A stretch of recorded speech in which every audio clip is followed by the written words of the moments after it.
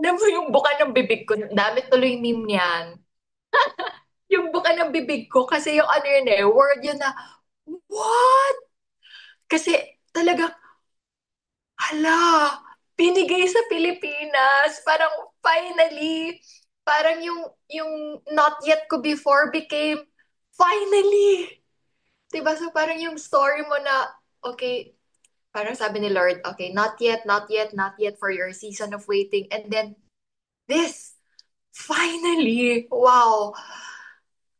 Hindi ako ganun naiyak kasi parang hindi ako makahinga na hindi ko alam eh, hindi ko ma-explain yung feeling nung time na yon, especially nung pinatugtog yung national anthem. And I see a lot of Philippine flags waving. Some Filipinos are crying, shouting. Wala, nag-pray na lang din talaga ako na, thank you, Lord.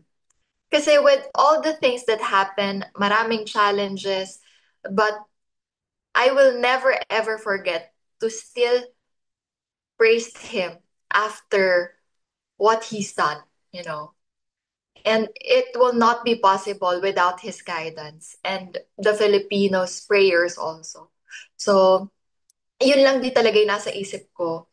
And ang sarap sa feeling pala, no? I don't know if you watched the live, pero ang sarap sa feeling na ipatugtog na nakikita ng iba't ibang tao, naririnig ng iba't ibang tao, yung national anthem niyo.